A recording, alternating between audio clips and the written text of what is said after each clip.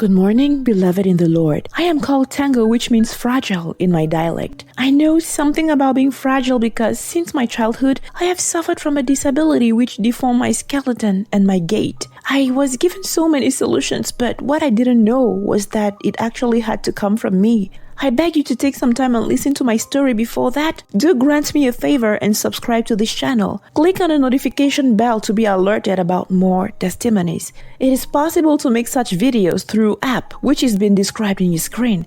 And if you want to partake in this work, you can make a donation through PayPal. Be richly blessed. As long as I can remember, I have never been a normal person. Since childhood, I had been a kind of child that you need to watch very closely. I was constantly getting sick because of my immune system, which seemed to be extremely fragile. My parents got used to it and they were always ready to rush me to the hospital after any attack. I even had some skeletal deformities as a result of my constant sickness. Of course, my parents had looked for solutions through praying, deliverance sessions, fasting coupled with some donations and all sorts of offerings for their child to be normal again. I don't know when, but I believe that one day you will be fine. Don't worry, sweetheart. Remember that you're priceless in the eyes of God and He loves you so much. I must say that Mom's words were more than drugs that could be given to me because they were healing my body and my spirit. I had the feeling of being the most important person in the world beside her, though I was always caught up with reality in the midst of them.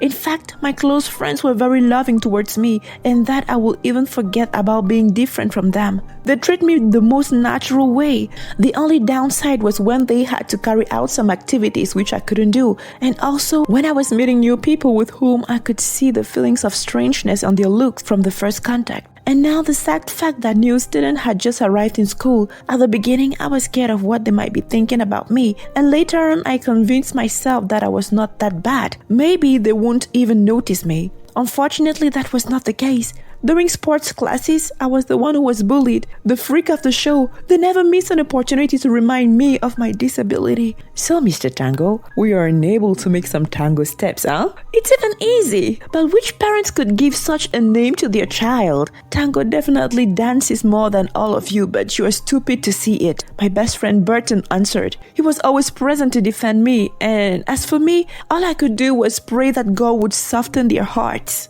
My classmates harassed me to the extent that I decided not to go to school anymore. My parents filed in a complaint against these children after many warnings were ignored. They were later on dismissed. Unfortunately, I didn't change my decision of not going to school again. I was tired. I couldn't take it anymore. I couldn't bear this condition any longer. You are the one who always told me about the attitude that a child of God should have and the attitude of Christ's disciples should have. And you know, I admired you a lot for that, your faith and your strength. Now tell me, what is happening to you? It seems like you have decided to let it go and tell the world that it has won and you are nothing but a spectator. Tango, you taught me about faith, and remember 1 John chapter 5 verse 4. For everybody born of God overcomes the world. This is the victory that has overcome the world, even our faith. So tell me, where is your faith? Have you really overcome the world? It's just unbelievable. The feeling of pride that I felt at that moment was unique. I was so happy to see how far my best friend has understood the word and grasped the real meaning of faith. I still didn't know that the words had such impact on others, especially to me, the fragile guy. Since that's how I was nicknamed, yes, I was a role model. I started blessing God for that. Burton, you know it's very difficult.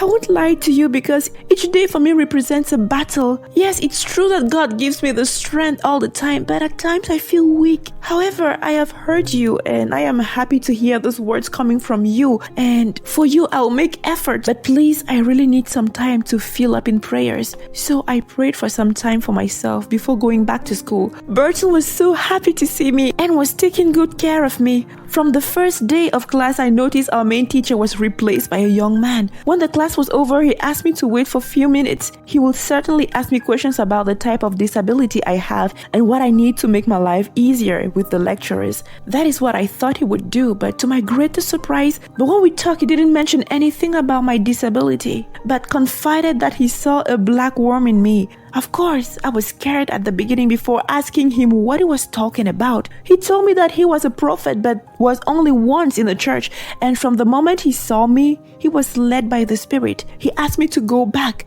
and that we will find a time to pray for me. I was rushing to announce it to my parents, who were surprised and decided to accompany me the following morning in school to know more about it. Indeed, we were there and we were able to have an hour of discussion with my teacher. Then they pleaded him to do something for me. This is what he told my parents. Unfortunately, I can't do anything for your son. Prayers from someone else won't be beneficial because this spirit has been with him since his fetal stage. He is the solution to his own problem. He himself needs to pray to be delivered, and I can only lead him towards the way. It was really strange, but I had no choice than to believe him. Otherwise, this was the only opportunity for me to get healed. Besides, it was supposed to come from me and me alone. Sir, I am ready. What? My father said. Sweetheart, why don't you let him do it himself if he said he's ready? Mom replied. Do you really believe that you can be saved from the spirit and finally get rid of this disability? Yes, I believe. You need to say it with conviction because God sees inside you and only your words will be deep enough to save you. Now take the bottle of water and declare on it with words coming from your heart to be delivered in Jesus' name. Once drawn, you can drink it to the last word. I followed the instructions and today I still cannot believe it. I started throwing up black worms. Then I fell into a coma. I woke up in the house. And then out of a sudden, I felt like a burden was taken away from me. I couldn't work the first days. I was still extremely weak. I could gradually stand up. Days after days, I could start having the mobility on my feet. Look at me today. Yes, look at me. I am up, healthy and free. We don't know what happened to the teacher. We never saw him again. This story is not the one that I can read, but the only one that I can say from my own head because it is my story. Look in your hands because sometimes the key of your deliverance are found there. Shalom.